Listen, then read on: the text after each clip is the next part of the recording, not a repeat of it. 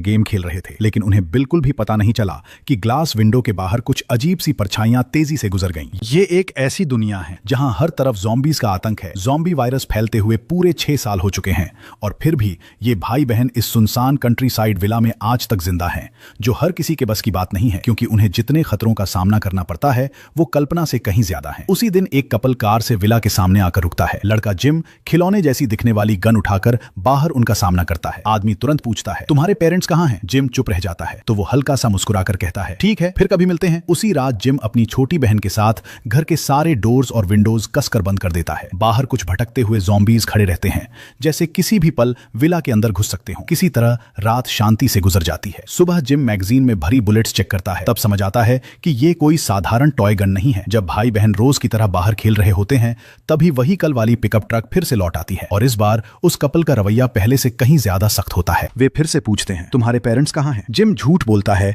कि वे टाउन में सप्लाईज लेने गए हैं, मगर ऐसा छोटा झूठ 2 अडल्ट्स को कैसे धोखा दे सकता है? औरत जानबूझकर नर्म मुस्कान दिखाती है और कहती है कि टाउन यहां से कई घंटे दूर है, इसलिए वे दोनों जिम और उसकी बहन की रक्षा कर सकते हैं जब तक उनके पेरेंट्स वापस ना आ जाएं। जब वे घर के अंदर आते हैं तो हर तरफ ढेर सारा सामान देखकर हैरान रह जाते हैं, यहां तक कि एक रेफ्रिजरेटर भी अभी तक ठीक से काम कर रहा है। ये देखकर कपल तुरंत फैसला करता है कि वे कुछ दिन यहीं रुकेंगे। आदमी जैक कहता है कि वो बाहर जाकर कार को छिपा देगा। ऐसा लगता है कि वे किसी से भागकर यहां आए हैं। रात गहराने पर जिम चुपके से उनकी बातचीत सुन लेता है। उसे साफ समझ आ जाता है कि ये कपल इस जगह पर नजर गड़ाए बैठा है, इसलिए वो अपनी बहन को लेकर सीधे सेफ रूम में छिप जाता है। यही उन दोनों के इतने साल तक जिंदा रहने के राजों में से एक है। अगली सुबह जैक पहले से ही ब्रेकफास्ट तैयार कर चुका होता है, जैसे उसने इस घर को अपना ही घर मान लिया हो। जिम बाहर से शांत रहता है, लेकिन फिर एक अजीब सी बात कहता है। रात ढलने पर वो अचानक पूछता है, क्या अब टाइम हो गया है? तभी उनका कुत्ता हल्का सा इशारा करता है और सिर हिलाता है। जिम तुरंत अपनी बहन को उठाकर सेफ रूम में बंद कर देता है। नीचे वाला कपल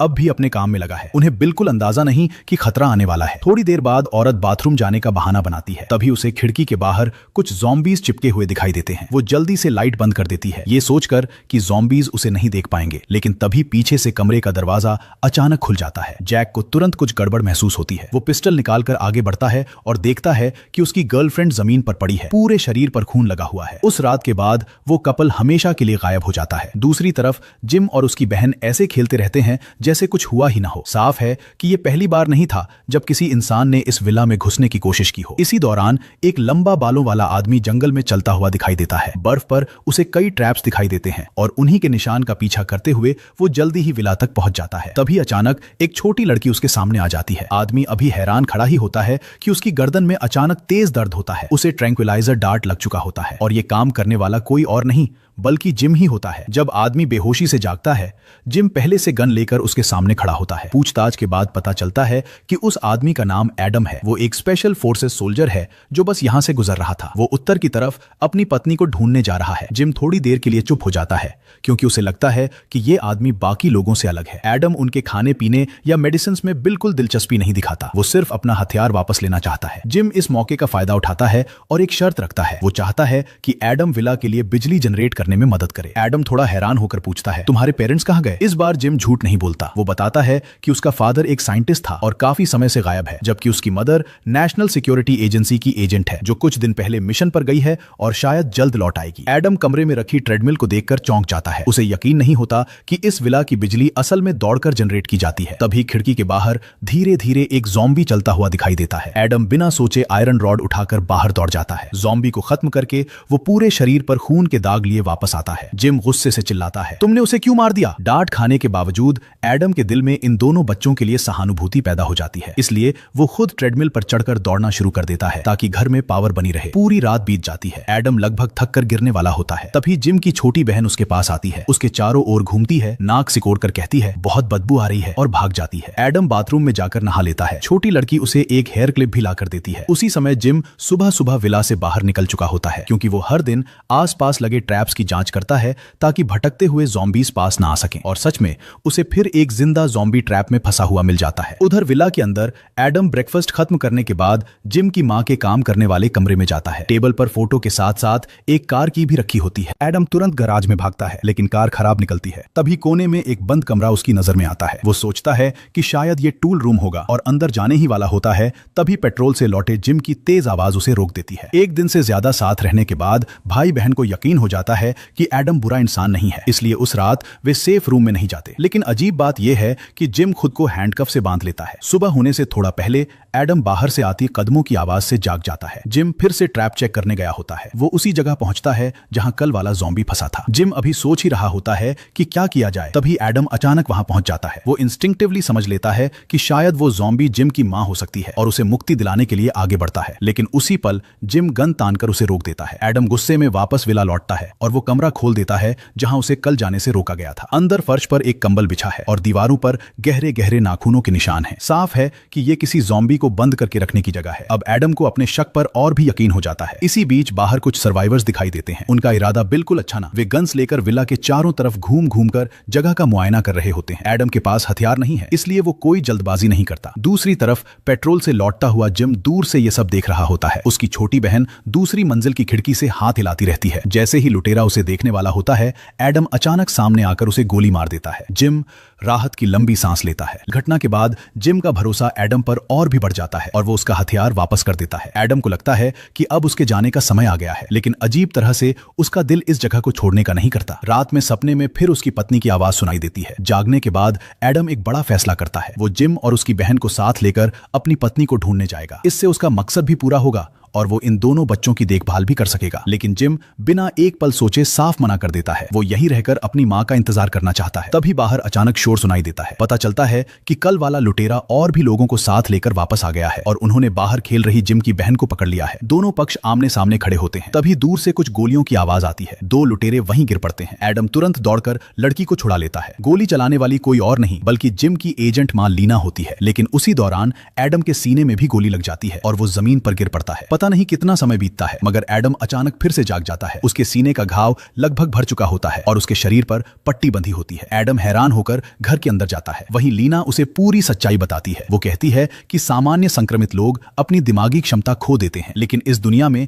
एक और तरह के संक्रमित भी होते हैं, स्पेशल इन्फेक्टेड। उनका दिमाग बिल्कुल सामान्य इंसानों जैसा रहता है और साथ ही उन्हें ज़ॉम्बीज जैसी शारीरिक ताकत भी मिल जाती है। वे लगभग हर बीमारी और चोट को ठीक कर सकते हैं। बस एक कमी होती है, अगर उन्हें गंभीर चोट लगे या कुछ समय बीत जाए तो वे अचानक बर्जर्क स्टेट में चले जाते हैं। ये सुनकर एडम को अचानक सब समझ आ जाता है। वो सोचता है, क्या वो खुद भी वही स्पेशल इन्फेक्टेड है? लीना सिर हिलाकर हाँ कहती है। अगर ऐसा न होता तो एडम गोली लगने के बाद मर चुका होता, न कि थोड़ी देर के लिए बर्जर्क होकर अगली सुबह बिल्कुल ठीक उठता। फिर लीना एक और चौंकाने वाली बात बताती है। जिम भी एडम की तरह ही एक स्पेशल इन्फेक्टेड है। उस रात जो कपल मारा गया था, असल में वो जिम ही था जो बेकाबू हालत में चला गया था। यही वजह है कि वो हर रात सोते समय खुद को हैंडकफ से बांध लेता है। एडम पूछता है कि क्या इस हालत का समय पहले से पता नहीं चल सकता? लीना बताती है कि जिम का पेट डॉग खास ट्रेनिंग से गुजरा है। वो सूंघ कर पहले ही समझ जाता है कि जिम जल्द ही बेकाबू होने वाला है। एडम को तुरंत वो कमरा याद आता है जिसकी दीवारों पर गहरे खरोंच थे। वही जगह है जहां जिम को उसकी बेकाबू हालत के समय में बंद किया जाता है। तभी बाहर कारों की आवाज सुनाई देती है। लीना अपनी बेटी को गोद में लेकर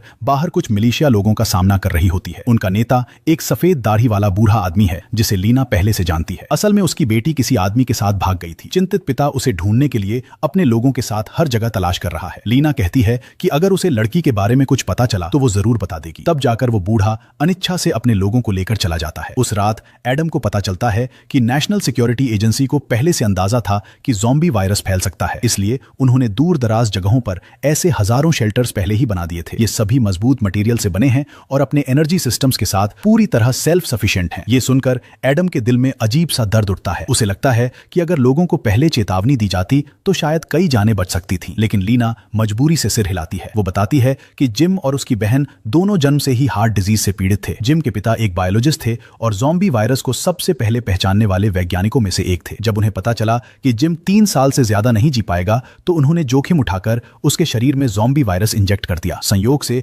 इससे जिम एक स्पेशल इन्फेक्टेड बन गया। एक दिन अचानक उनका डॉग 2 बार जोर से भौंकता है। जिम समझ जाता है कि वो फिर से बेकाबू होने वाला है। वो तुरंत कमरे का दरवाजा बंद कर लेता है और थोड़ी ही देर में अंदर से दर्द भरी चीखें सुनाई देने लगती हैं। लीना भारी दिल से दरवाजे के बाहर खड़ी होकर समय गुजरने का इंतजार करती है। एडम आगे बढ़कर कहता है कि वो पहरा देगा। शायद घर में एक आदमी होने का यही फायदा है। लेकिन तभी अचानक जिम की बहन बाहर खेलते खेलते गिर पड़ती है। लीना समझ जाती है कि उसका हार्ट अटैक आ गया है। इतने साधारण मेडिकल कंडीशंस में उसका इलाज संभव नहीं है। एडम सुझाव देता है कि शायद उसे भी जिम की तरह वायरस से संक्रमित किया जा सकता है, लेकिन लीना तुरंत मना कर देती है। जिम का मामला लाखों में एक था और वो लड़की पहले ही बहुत कष्ट झेल चुकी है। है। आखिरकार वे फैसला करते हैं कि उसे शांति से विदा होने दिया जाए। जिम की बेकाबू हालत खत्म होने के बाद पूरा परिवार मिलकर उसकी आखिरी घड़ियों में उसके साथ रहता है। इसके बाद एडम भी उत्तर की ओर निकलने का फैसला करता है। जिम और लीना उसे रोकने की बहुत कोशिश करते हैं, लेकिन वो अपनी पत्नी को खोजने की यात्रा पर निकल ही पड़ता है। घर में अचानक दो लोगों की कमी महसूस होने लगती है। लीना और जिम को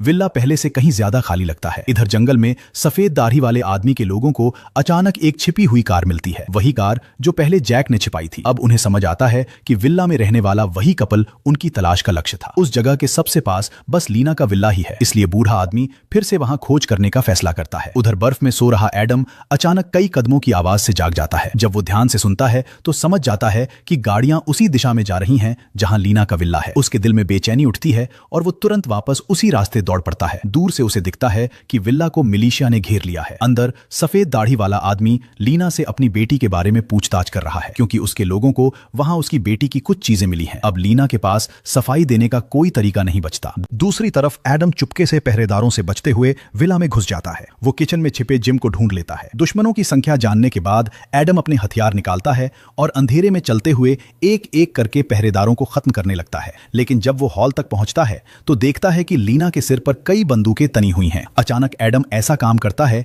जिसे देखकर सब हैरान रह जाते हैं। वो अपनी ही गर्दन पर चाकू फेर लेता है। आसपास खड़े लोग स्तब्ध रह जाते हैं, लेकिन लीना तुरंत समझ जाती है कि एडम क्या कर रहा है। वो जिम को लेकर चुपचाप हॉल से बाहर निकल जाती है। कुछ ही देर बाद एडम पूरी तरह बेकाबू हालत में चला जाता है। वो मानो राक्षस सा बन जाता है और पल भर में सफेद दाढ़ी वाले आदमी और उसके लोगों को खत्म कर देता है। लेकिन इस बार लीना ने उसे पहले से बांधा नहीं था, इसलिए वो अपने बेटे को लेकर विला से भाग जाती है। एडम की डरावनी चीखें आसपास के अनगिनत ज़ॉम्बीज को आकर्षित कर लेती हैं। अगली सुबह जब एडम होश में आता है तो विला लगभग ज़ॉम्बीज से तबाह हो चुका होता है। टेबल पर उसे लीना का एक पत्र मिलता है। उसमें लिखा होता है कि वो और जिम कार लेकर उत्तर की ओर निकल गए हैं। अगर किस्मत ने चाहा तो शायद वे फिर कभी मिलेंगे। एडम हल्की मुस्कान के साथ लड़की की पसंदीदा गुड़िया उठाता है, उसे अपने बैग में रखता है